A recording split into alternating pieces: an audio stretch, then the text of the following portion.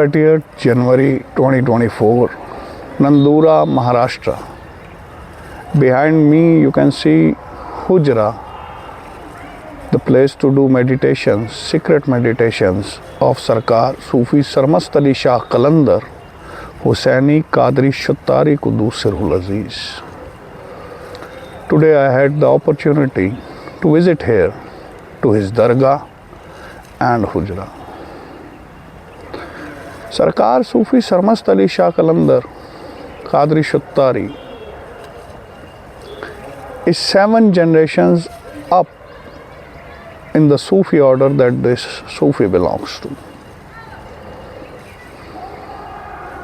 I would like to start this discourse with a talk of my friend, very close friend, who said with a very innocent, mixed, joking voice that you should stop visiting Dargahs, else people are going to term you soon as the Dargah man. I laughed at it heartedly because of the innocence he was carrying in his voice. Perhaps he was right.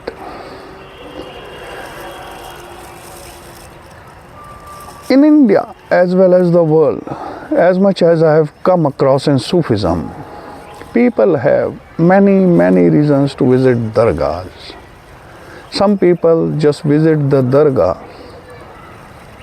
for fulfillment of their wishes in the worldly life, some for the wishes of the hereafter, some because of the miracles that are associated with the Sufi lineages to particular people, and some for many other reasons. To me, all of them are irrelevant.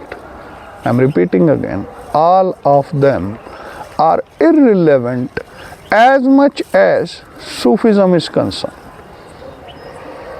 Because the word Dargah, if you want to know its real meanings, it simply signifies a spiritual powerhouse.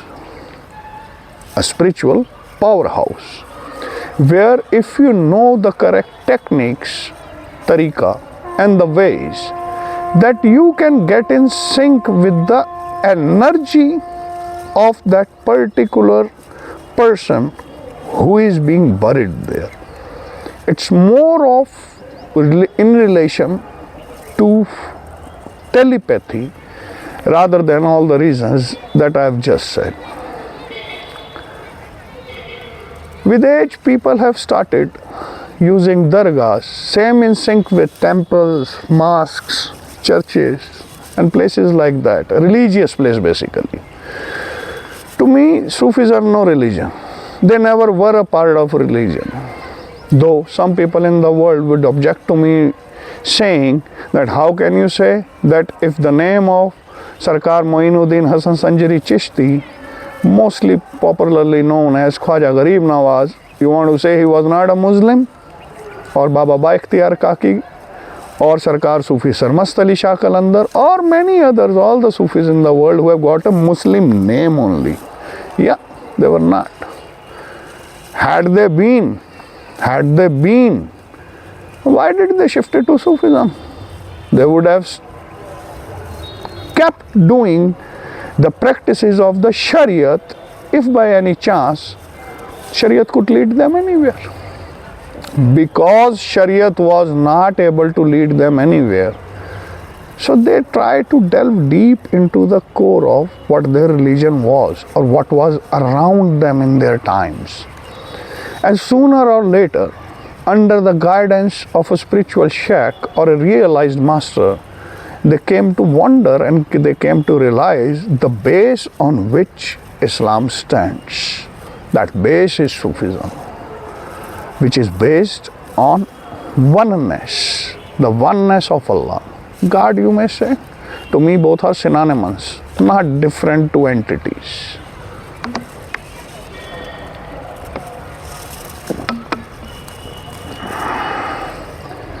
A Sufi way of life does not mean that you have to run away from the world, start living in seclusions, or do some miraculous practices, as most of the Sufis in present day ascertain, or they claim that they are doing. No. It is the method, tariqah. We also know Sufism by the name as tariqat. Out of it is called, a thing is born called tariqah. Tariqah in English means method. A particular method that can lead someone to the gnosis of God, the marfat. The one who is under either the discipleship of a perfect murshid or a perfect master, or the one who has somehow stumbled on the realization or the Sufi tariqahs, reserves the right, only that person reserves the right to be called as the Sufi. By a name, by associating titles with your name like Qadri or Shattari or Chishti or Ashfahani or many others, and then wearing a particular set of clothes, you cannot claim to be a Sufi. It is something that is very alive. These burial places are important. The reason is very interesting. A Sufi within his lifetime, as much as he was in the body, he came to realize God through meditation. He became one with it, which has been ascribed as the station of fana with the Sufis. And fana is only attainable while one is in the life form. When one is alive, he can speak, he can breathe, he has a body which he lives in. It is not anything that is done after death. After that, there is nothing. Forget it. The only ones who have attained the station of fana while they are living automatically enter into the permanent residence of baqa, that which is left. Baqa means that which is left. What is left, everybody knows. If someone's purpose is to get benefited through the Dargahs of the Sufi saint buried all over of the world, be it Maulana Rumi in Turkey or Sarkar Abdul Qadir Jilani in Baghdad city, or Sarkar Garib Nawaz in Ajmer Sharif, or Baba Baikhtiyar Kaki in Mehrauli Sharif, and many other thousands. The only purpose of visit should be to somehow get close, somehow to get in contact with that life force which these Sufis or every realized Sufi attained during his lifetime, because that energy field, that changes something within you permanently. And all these things are the field of mastery of a Sufi.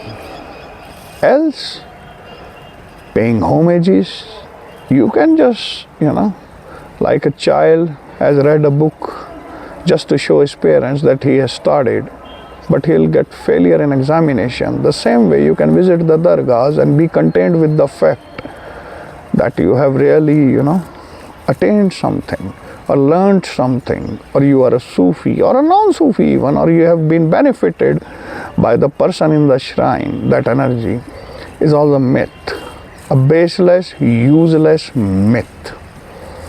The only benefit that can be derived from visiting the Dargah of any Sufi saint across the world is to get into a telepathic relationship with that energy field there. Because Dargahs, as I said earlier, are the spiritual powerhouses. One thing more I would like to say here and add up here, and this is for the women out there in the world. Many of the dargahs, rather 80% of them, restrict the entry of women into these compounds, saying the woman cannot visit any dargah, a tomb. The reason they say is Shariat, because Shariat says that into a cemetery a woman cannot enter. Those people, to me, are the biggest idiots of the world.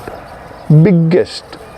The reason being because Quran itself says that those who are buried, those who are walis, those who are Sufis, do not call them dead, for we provide food and risk for them.